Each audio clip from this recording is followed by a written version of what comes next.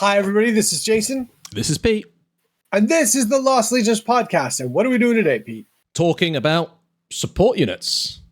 That's what we're doing. Right. I feel very supportive. Can you support me through this support? Support. I can't think of any more support. No,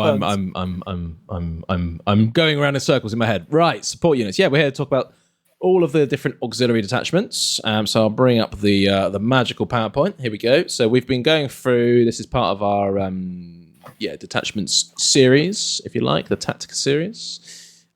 We are here today to talk about the support detachments in particular, which you'll find in a tactical support auxiliary detachment, which comes with 2 troop units and 2 support units.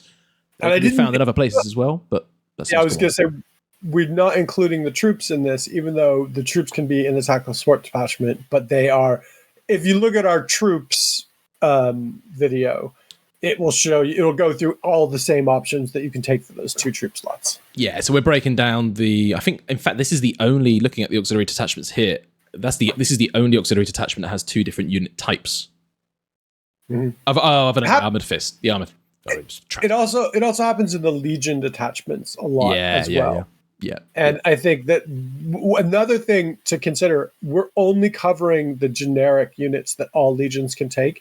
There are Legion units that can also fit into these slots. Yeah. And what we'll do is eventually, because a few people have asked, we will be eventually going through the Legions specifically and reviewing the Legions and their units and their rules. We want to give it a little bit more time, because we've had a few people asking about that now. So we want to give it a bit more time to get a bit more data on actually how everything plays, because I haven't even played all the armies yet. So, yeah. Right. So, yeah, getting into it then. So we have... the first option in the rulebook, in the Legion's book, is the tactical support squad. Do you want me to hit this one, Jay, and we'll just back and forth on each unit entry? Yeah, does that sound good? That sounds good. Yeah, wonderful. So this is a 5-man squad. It's worth 40 points. Standard legionary stat line. They come with bolt pistols, grenades, all the standard stuff that you'd expect on a legionary. Basic dudes, but they have access to some special weapons. You can get 5 additional guys up to a 10-man squad at 8 points per model extra. So there's 80 points for 10. But you have to buy guns from them, right? So all models must have 1 weapon from the Legion special weapon list. And as Jay's very kindly prepared it, on the right-hand side there, we've got the Flamer at 5 points, Plasma Gun 10, Melter Gun 15, Chargers 5, Calivers 10, and Rotor Cannons 10 as well. You can do some Legion equipment, which I think is going to be a Nuncio, Vox, and a Augury scanner on these guys for the 2 items from the Legion equipment list. Sergeant can have metal bombs, squad can have a Vexilla, and the sergeant can choose a Legion Sergeant special weapon weapon as well. That, in a nutshell, is the unit entry. How you can use this unit and how you build it. Number of ways, really. All of the weapons chosen have to be the same. So, what do you reckon, Jay? What would your top 2 options here be? I haven't seen anyone use these yet. I think these guys are more viable than they used to be in 2.0 because they can now score, but they don't have line. So but they can't, because they can score. I think it just makes them more viable. I think that plasma guns are just too expensive for what they do. They're basically just rending bolters now, right? So I disagree, but yeah, sure. I think I guess they can be breaching 5 with overload 1, right? And they wound on 2s, remember, as well. So, and like the bolter now, they do double tap out to 24. So I don't love them for 10 points each, though. No, I think they're better options, is the thing, for 10 points each. I think so. I think that like the Volkite Charger and the Volkite Caliver are much better. Like they're not punching through and rending you, but they have the chance of the Volkite effect happening. They have a lot more just like punch, I feel. Yeah. The Volkite Charger Caliver has 3 shots, I think, if it stays still with the heavy rule. And the Charger gains the assault type option, so you can use it on volley fire and stuff, which is pretty cool. Yeah. And it's 5 points, right? So you could shoot and then run in and charge and volley fire, snap fire, and do again. Yeah. And so if you're like Sons of Horus, like at that point you're shooting them and then you're basically shooting them again So before you run into charge. So I mean, like, I think that, like, again, depending on your legion, these will be better and or worse. But I think, like, the plasma guns, which I used to really like plasma guns, I just find that the 6-up on a standard and 5-up breaching is really lackluster now. I'd rather have flamers personally. Well, I was about to say with the flamers, I reckon they're probably pretty good now. You know, you've got the panic 1 rule, but more importantly, there's no artificer on a lot of units. So I was going to just touching on this as well. You're probably going to want a rhino for most of these weapon options here.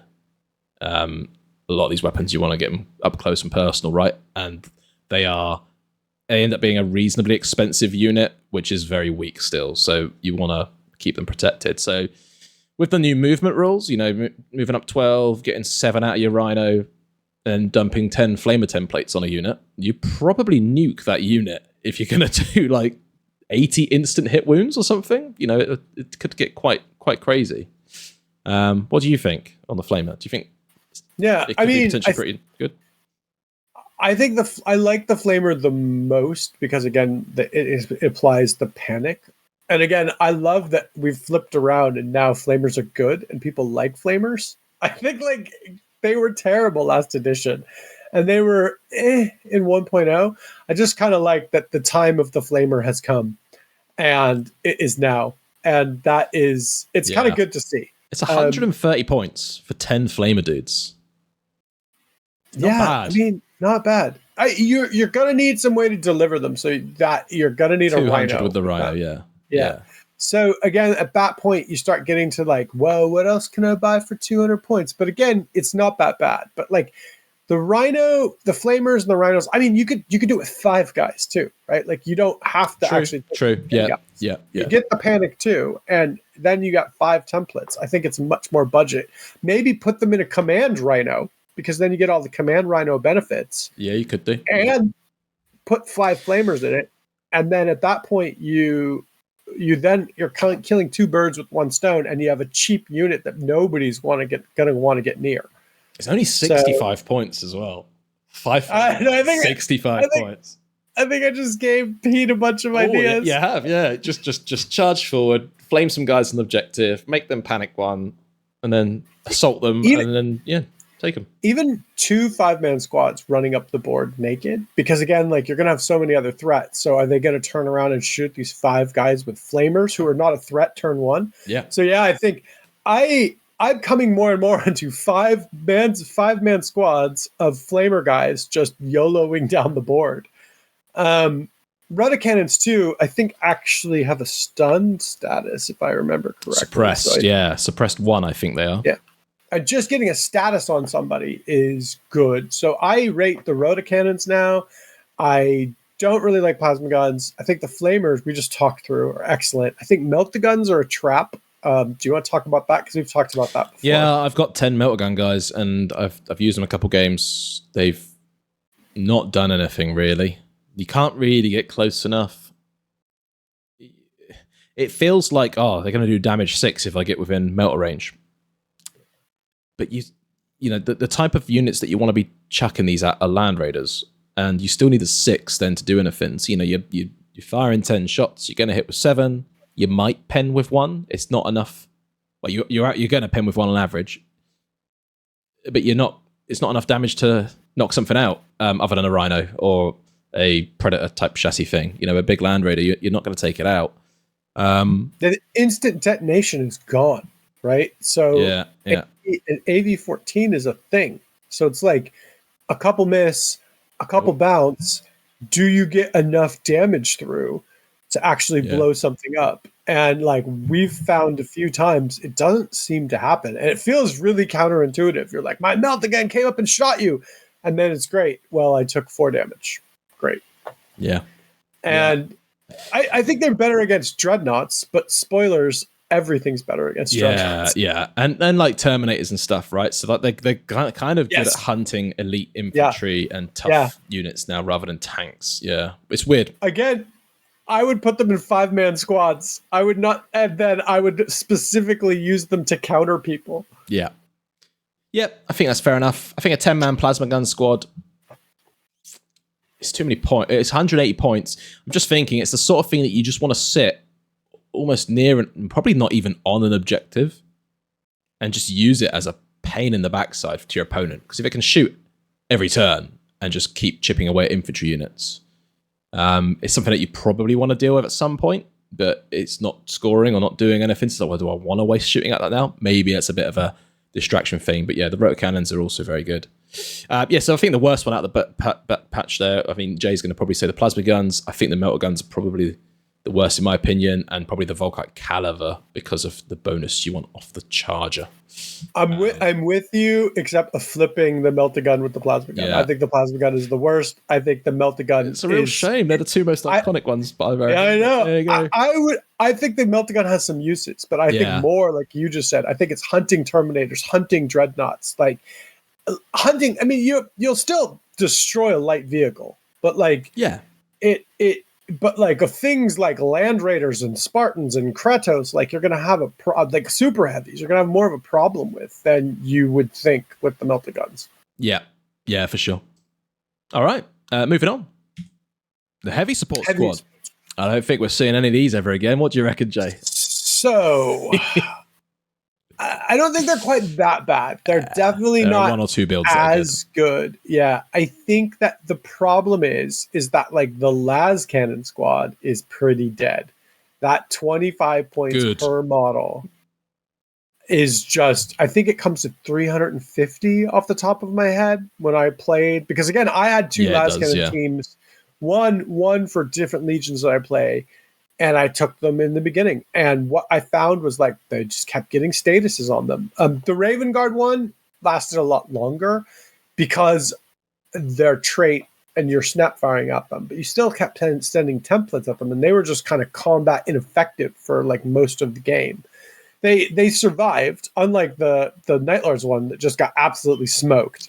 But like the Raven Guard one did, because of their trait, I think, were significantly tougher.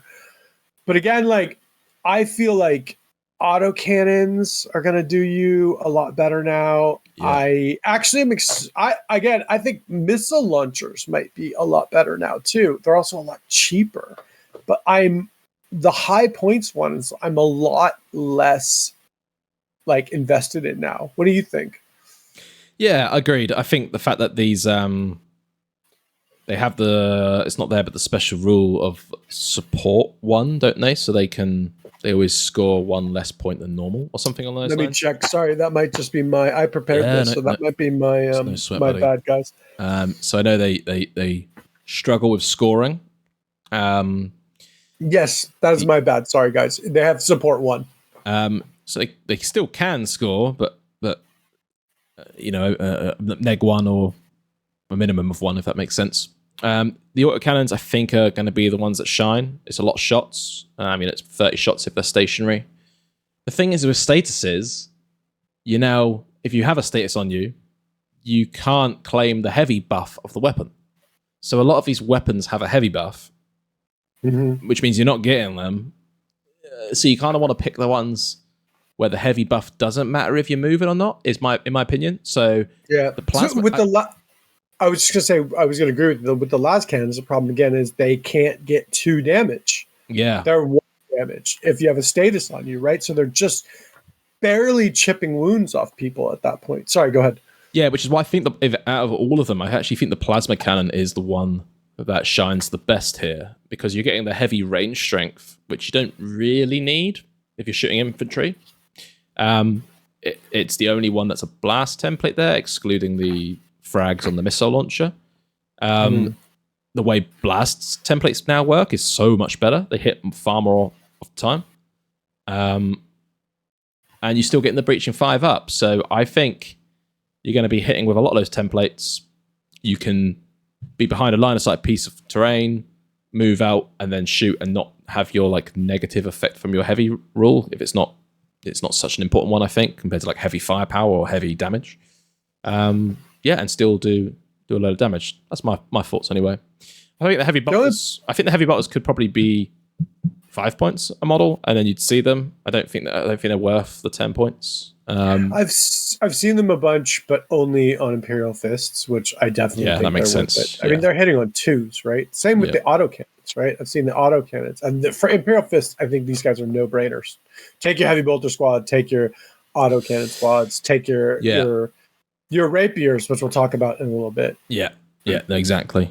Anything else about these guys? No, same weapon options as well. Sorry, same equipment options as what we mentioned earlier. I don't think they're dead. Take a Nuncio Vox. And then, which is from the Legion equipment list. I don't think they're dead, but I do think they've been rejiggered. I also think that you might, while las cannons aren't dead, you might want to take 5 if you want to take them instead of 10 to not make them as big of a target, to also let them, like, so they don't get statuses. Like, so if people aren't shooting at them, if there's other bigger targets, they're going to do a lot more. But I think 10 for that many points is just too big of a target. I know, like, there's the return fire argument, but again, I just don't think they do quite as much damage now to I agree. warrant it. Yeah. But yeah, I mean, reduced but not dead is how I would call these guys. Yeah. Moving on to my favorite, the Rapier battery. So I've been using these guys quite a lot. They've changed a fair amount. So the Rapier now moves the same as the dudes, and the Rapier can now return fire, which it never used to be able to. So you've got this quite flexible moving unit. Go through their war gear. So each of the legionaries comes with a bolter, bolt pistol, grenades as normal. They come with the Gravis Heavy Bolter as standard. You can switch out that on the Rapier itself for the Laser Destroyer, the Graviton Cannon, Quad Launcher, and then the Quad Launcher could be upgraded with Phosphex if you have a Siege Breaker in your army. A couple things with these guys. When you're shooting at them, you always shoot at the toughness of the Rapier, and that's gone up by 1 as well. So that's toughness 6 compared to, it used to be toughness 5. But you must take wounds on the Rapier itself, so you can't remove the crew anymore. So that it's, which leads to some really weird. It looks things. odd when you've got like 8 crew and 1 gun left, but yeah, it is what it is. In close combat, it's the other way around. So you have to strike against the dudes and remove the dudes first. So it makes sense for the combat that they would be fighting. I don't think it makes much sense for the shooting part, but I see why they've done it. The dudes all come with bolters now, so they can all fire them as well, which is pretty cool. So they can be quite shooty. I have been using the Gravis Heavy Bolters, and I've been using the Quad Launcher. Much to Jay's dissatisfaction with the 4 Rapier team Quad Launcher. Let's start with the Gravis Heavy Bolter, though. So the Gravis Heavy Bolter. No. It's not the 4. It's the 2 squads of 4. Oh, well, okay. I mean, sure. Let's be clear. You have to have symmetry. Clear. Symmetry is key. Let's be crystal clear. Let's be crystal clear in the audience here. It's not the 4. It's the 2 squads of 4. It's the 8. Yeah. Sorry, go ahead. So they're really good. They're 300 points for a squad of 4. Going back though to the Gravis Heavy Bolter. So if you just want one of these, he's 40 points. That's it. He puts out 8 shots. I think he gets the suppress 2 status effect. So he's a great way of just chucking out status effect. I've got 2 units of these on their own, just one little bolter each, and they're good for just chucking out a nice little status effect. They're good for mowing down basic units as well. They'll put out a few wounds. Haven't used the Laser Destroyers, but I think what we're noticing, Jay, aren't we, as we're playing the games and looking at more, you kind of want of course, you want a high volume of high strength shots to be able to punch and actually do some serious damage to vehicles. Now, having like 8 Laser Destroyer shots at range strength 10, which are capable of damage 2 or 3, I think, if they stay still, it really does up the output of what these guys could do. So I think these are a good anti-tank option. I used the Laser Destroyers against you with the Spartan. That's the only time I've used them. And it felt a lot better than the las cannons. Yeah. Again, it was the strength 10. I think it's the base 2 damage. Like, they feel a lot better. So I can only imagine that if you have a unit of 4 of them or something, it's going to be absolutely devastating when it hits something. Yeah. So yeah, I think they're really good. I rate them really good at just destroying vehicles. Yes, yeah, I reckon so. The graviton cannons, I've played against them when Reese used them against me. They were pretty cool. If you roll a 5 or 6 to hit, you do the shock pinned effect on a vehicle straight away. So it's a good way of pinning vehicles. They're really good at slowing stuff down, which is quite important in this edition. So having 1 or 2 of these just firing at rhinos and putting pin markers out there here and everywhere is good. They're also strength 8 AP3 small blast, so they're great at mowing down average marines, and can still even glance at land raiders, or glance a land raider. So yeah, graviton cannon's cool. Quad launcher though, I think is the one that takes it because it's super versatile. Yeah. So you got the frag. The frag is a large blast, strength 5, range 60. So you can just shell the hell out of scoring units on objectives really far away, even if you can't see them. That's really useful. They get heavy firepower 1. So if you've had, if you stay still, you get in 2 shots per rapier. So 8 large blasts in a full squad of 4. Which should decimate whatever you shoot at if it's light infantry, as we kind of found out near enough, didn't we? So they're really good. But then you've got the shell, what are they called? The whatever shooting ones. Shatter shells? Shatter shells. Yeah. So they are your anti-armor shells, and they're like strength 7 armor bane, so they can penetrate anything other than a land raider. They get 4 shots each. And they can return fire as well. They're pretty cool. They're surprisingly good. Yeah. Like, again, unless you have a land raider, and then land raiders just tell them to. Yeah. I mean, Pete was. I mentioned that he had 8 of them. Right, we played a game yesterday. I was checking out Armor 14. I had a Spartan and 2 land raiders. So he was like, after I killed his Vindicators, he was like, I can't do anything. I literally had no tools left to deal with them. I can't kill these guys. Yeah. But yeah, these wrecked your everything your else, didn't it? Yeah. So they punished your troops, and then they took out the Vindicator. I think they returned fire on the Vindicator too, which was pretty interesting.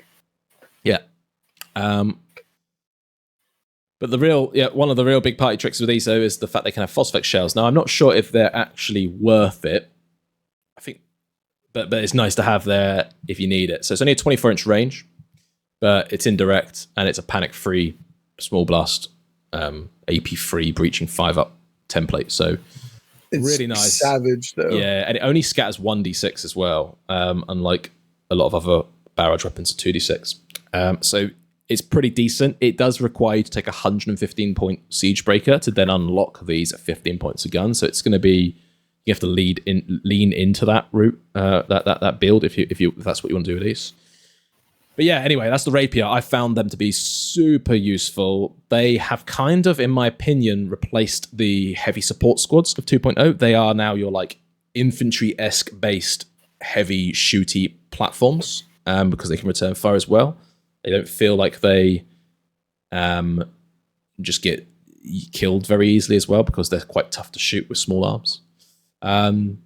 What do you think, Jay? Anything in particular? I think the I'll start with the Graviton cannon. The Graviton cannon is really cool looking. I think it's actually really good. I think it little is unfortunately outshined by the laser destroyer's just sheer destructive like power. But I do think if you're going to take 1 Rapier or 2 in 2 different squads and put them in different places, the Graviton cannon might be your better option. If you're going to concentrate your fire and you want a big anti-tank killing unit, the laser destroyers are going to be better. So I think they're different. Like, again, I think if you're just going to have 1, take a Graviton cannon. That's perfect. It's perfectly viable. 1 still does a good job. It can shoot troops. I think the quad launcher is, again, like you said, the most versatile, and that's really where it sort of wins out. And shelling troops, as we're finding, is killing troops is just basically the really good part of this game. So, you can't, it and the Phosphex options, if you take a Siege Breaker, but so you have to pay for it and lean into it.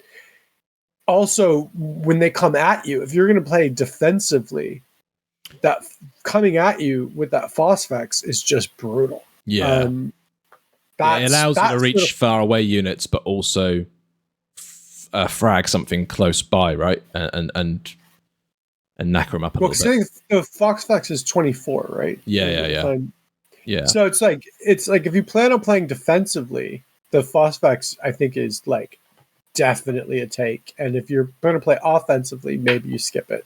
Yeah. So that's my thoughts. They're good. I think that they're priced okay. Maybe we'll find out they're too cheap. I can't really tell yet. I kind of want to see them pan out a little bit more. It is weird that the Rapiers can now go 7, but they can't run, so I guess that's fine. Yeah, and there's support unit as well. And you can't have a Nuncio, so you managed to put a status effect on them yesterday. You put the what's it called? The one where you can't return fire. Stunned. You stunned them. Now, thankfully, they weren't needing to return fire. But if I'd have had suppressed on them or pinned or so, it would have made a big difference. So I think there are pros and cons to them for sure. But yeah, they're really, really efficient at killing scoring units at the moment. Good. Moving on. Something a little bit different. The Apothecary. So this guy intrigued me. I would say just straight off the bat that his big benefit is he's 30 points. So like he's not expensive anymore. What he does is not completely changed, but has changed. Yeah. And I do think that there's value putting these guys in your big, like, killy squads now. Yeah. Especially if you are going to take a Death Star or a high value unit. Slapping an Apothecary in them is good. And as far as I can tell, there's no reason they can't go with Terminators anymore. So I had one in my Death Star the other day, my Terminator Death Star, who he didn't help with, but the problem was I wasn't getting killed, I was getting status effect. But that's a totally different story. But what he allows you to do is when you take your recovery check, his Narthecium. I don't know how to say it. Narthecium. I will see you in Narthecium. It sounds like a Greek, like god heaven or something. And makes a recovery. So when you make a recovery test, you get -2 to your check, which is good. Seems like it should be bad, but it's good. So yeah, if you roll a 11 instead, you rolled a 9. So it's actually pretty good when you're trying to recover. The other thing he does is allows you to have a medic reaction. And the medic reaction lets you spend one of your reaction points to do a medic ability, which allows you to restore 1 wound. And I read through this and I actually thought this was pretty different to people who took a wound in the round. So you can actually, I think the way it's written, you can actually return a wound. Like, so if you have a 3-wound model, I think you can actually return a wound to that model. Can you return a wound to a 1-wound model or not? I think that's what it does. Oh, I think it restores them because it's in the reaction. Yeah. I think it brings them back. So I think it's kind of like their feel no pain, but he basically clear and then brings them back. But you have to spend a reaction point to do it. But it's also gotten better. So it's now medic 4-up. And I think it's only for that attack, right? It's not for the turn or anything. Okay. So on a 4-up, you recover a wound. So if you were a single wound model, you just stay in the fight. Yes. That's pretty cool. This is pretty much from what I've been reading. And so this is what I think they're good. I think for 30 points, I think they're definitely good. I think you're not going to want one in every squad though, because you're not going to have the reaction points to pay for them. But I think that now you're going to want an Apothecary in your big death squad or your command squad that's sitting on an objective or something, like things that you want to recover and things you're going to want to that'll be worth spending a reaction on. Okay. They don't have jump packs though.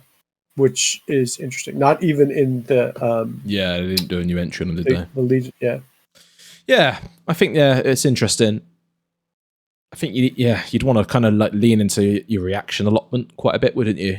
I know you can take like the what's it called? The Augur Command Squad, isn't it? I think that's you refund reaction points and stuff like that. So I think there's probably ways to be using it more often. But can you only put one in a unit? I don't know if you don't know. I'm guessing. Can you have like 3 apothecaries in a unit? I don't. But what would that even do? Because you only get one. Oh, the reaction. unit can only react once, can't it? It's not the model. Yeah, okay. Yeah, ignore me. Yes, I think the answer is yes, but why would you want to? Why, you fool? Cool. So, and just worth mentioning with these guys, there is a specific. So, just going back to the detachment up here, Jay, they have their own Legion detachment, specific, like generic Legion detachment of I think it's 6 apothecaries and an apothecarian detachment. So you can choose to take that as an auxiliary detachment instead. It's the Legion, but it's a Legion detachment. Yeah, Legion ones. But it's just worth pointing out because, like, I don't think you really want to be taking this auxiliary detachment to just take an apothecary. You probably, well, you might do, but if you want to take more than one, then definitely look at the apothecarian detachment instead. There's also a Techmarine one, which I just wanted to give you guys a shout out. So for the apothecary, the reason why they're so confusing is you need to read the Narthesium rules, which is war gear. You need to rule the medic rules, which is skills, and you need to do the medic reaction, which is a thanks, G-dubs. Yeah. So basically to put them together, you basically need to do a book report. Like, it is not as easy to kind of figure them out. You need to go to medical school. Yeah, you like really do. 5-year nurse degree or whatever. Yeah, done. Moving on to the Techmarine. So he's very, very similar in the way he is applied throughout the list, the army list. He also has a Techmarine Covenant or detachment, whatever it's called. 50 points. Comes with a power axe and a bolt pistol, servo arm and grenades. You can take melter bombs, which is pretty cool. Melter bombs are pretty handy now. And you can have a cyber familiar as well. We'll get onto that in a second.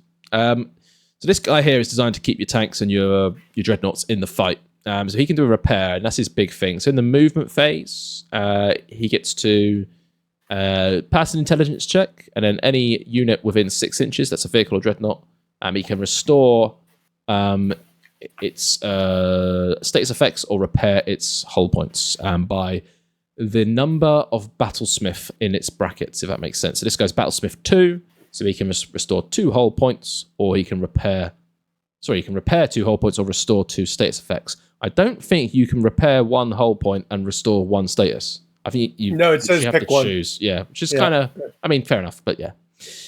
So the servo arm, though, too, I don't know if you noticed. Yeah, +1. It's +1, yeah. Yeah, so servo arm gives you +1 wound or hull point restored. So he's, doing 3 and 3, which is pretty cool. Now, I've not used a Techmarine, but I have used a Warsmith, which has Battlesmith 2 and also a servo arm. And yeah, it's pretty good. It's pretty handy just to have being able to throw some hull points back on a tank, considering how hard tanks are to kill. I think my concern with things like this is you might see like 2 or 3 Techmarines running around repairing a super heavy over and over again. I don't like that personally. I don't know how you feel about things like that, Jay. It really ruins the thematics of it. You should be fine with it. You're just going to shell them with your quad mortars. Oh yeah, I mean that's that exactly. You're quite right. Yeah, you're quite right. Yeah. Have 100 Techmarines. I don't care. So there's that. But he's pretty cool. The Cyber Familiar, similar to how the Narthesium works with the Apothecary, so it allows you to subtract 2 from your intelligence check roll. So Techmarine's intelligence 8, need to roll an 8 or under the pass to do the repair, -2 to your rolls. So you actually can pass it on a 10, right? So yeah, pretty cool. And he comes with a power axe as well. He's a power weapon model in your unit. So can't kick him really. Not a lot more to add, and not a lot to really hate with him. No, I had one of these guys the other day when Pete and I played, and he just ran out of the unit he was in and ran over and took a status off the tank, and he was pretty cool. that you're going to see one of these guys and one like Apothecary in a lot of lists. I think they do a lot of stuff, and they're worth it on the battlefield. And this is where I'm starting my campaign to give salamanders the battlesmith rule. Yeah, because I think they should have it. No servo arm, but like, why not battlesmith? Why not? They really fix stuff. They make stuff. They go for anything else. You got enough. You've had plenty. Moving on to the honorary mentions part of the Legions list, I think. The Deathstorm drop pod. Now, if you're... Oh, man, this thing is weird. I actually think it's pretty good.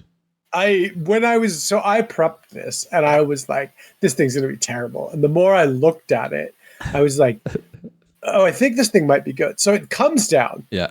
Impact doors and orbital assault vehicle just means that it comes down, its doors open, people, if they have to get in, get out, but there's nobody in there. And it deep strikes. That's literally what it means. So it makes one shooting attack at 5 different targets in range. And that shooting attack is, I actually made the fancy one and then forgot to remove the other one. So it makes 5 shooting attack, up to 5 shooting attacks, if there's 5 different units within 18 inches. Yeah. So it can only make 1 shot at each one. Does a D3 shots, strength 6, AP 4, damage 1. But none of that matters. What matters is it's pinning. Yes. So if it hits and wounds, they then have to take a pinning check. And so you're going to land this thing in the middle of, and this is why it's good, you're going to land this thing in the middle of your opponent's deployment and just pin everything. Just say, fuck you. Yeah. And if they're not Iron Warriors, not that I'm bitter at Pete, that you're going to pin the hell out of them because it's pinning 1. So they're going to have to make all these checks at 1. And if they have, this is the more important thing, if they have a status on them, they can't score. So yeah, it is, I think it's excellent. I mean, it's 90 points though. So I don't know. What do you think? I don't think it's an auto take, but I think it's actually a good option. How's that? Yeah. It's good against certain armies, as is pretty much everything, I guess, in the list. Yeah. If you're going to be sitting in transports, then this is useless. 100%. And I think more and more people will be sitting in transports. So, if you got like a all foot slogging World Eaters force that just wants to run at you, and you just come down and go pin, then great. It's worth its points for sure. If you're playing against, 4 Land Raiders and a Spartan, and all of the dudes are inside, then this thing just might as well just deploy to another table somewhere because it ain't doing nothing. That's a good point, because it would have, against my list that I played yesterday, would have done nothing. Yeah, with 2 Land Raiders and a Spartan and then a Rhino, and then the other things were tanks. Yeah, I would have done absolutely nothing. Yeah. So yeah, that's that. And then the final one, the Arachne Quad Accelerator Platform. Yeah, exactly. It is the new fancy bit of kit from the box set, obviously. Lovely depicted by a rapier and a marine. I hate these little symbols sometimes. It doesn't look anything like that. Anyway, so this thing is pretty. I don't know if it's good or bad. I think it's perfectly fine. Look at the firepower stat on that gun. Yeah, all right. So it's 10 shots, range 48, strength 7, AP 4. So that's fine. Damage 2. So the range, so it's brilliant at frying medium toughness vehicles. In theory, it's 20 damage. Against some tanks. You'd have to be rolling super hot to achieve that though. But it's got breaching 6 up as well because it's an auto weapon, obviously. So that's cool. Rapid tracking and skyfire. I guess that means it's just good at shooting down flyers. I haven't actually checked out what rapid tracking does. Rapid tracking allows it to shoot its. Oh, it's right here. Rapid tracking allows interceptor reaction, even if it's not a defensive weapon. Hey, it's on our rules. I don't know who wrote that, but that guy's a genius. Yeah. Skyfire is not snapping, so it's firing full ballistic skill at flies as they come in. So that's fine. It's got a weird little atomantic pervase rule, which is really weirdly written. So it's that you have to be. Well, it's not really written. It's just an odd rule. You have to be wholly within 3 inches of the hull to receive a 5-up invulnerable save. Now, you're not going to get many units that are actually going to do that, really. Like, you might have like a 5-man heavy weapon squad. Yeah. It's going to be really weird. I was thinking about this. You're going to have to, like, donut ring it. Yeah, and, like, it's just a bit odd, isn't it? But it makes sense why it's not any bigger, because it would be a pretty gnarly. It's wholly within 3. Yeah, like a single rapier tucked up underneath would be good. There's your grav rapier, guys. Yeah. And is it units or models? Because then I guess you could just have 1 or 2 models sat within the ring and the rest of the unit out, and then you could choose where you take your wounds from, right? So then you choose to take them on the ones with the invulnerables. I'm guessing. Now you're going to make me look at now I got to go look it up. Right? You choose which models you take your wounds on. So you would just choose to take them on the 2 models. Yeah. Models wholly within 3. So okay, so you are. So I guess it is more useful than we give credit for. Yeah, so you can conga line a 20-man squad 24 inches out of the board. Yeah. I'm gonna get my my invuln from all the way back there, thanks. Don't do that. Table flip if your opponent does that. Yeah. Unfortunately, the way the rules have been written leads to this thing being less weird, metal and kind of gamey. Yeah, exactly. Yeah.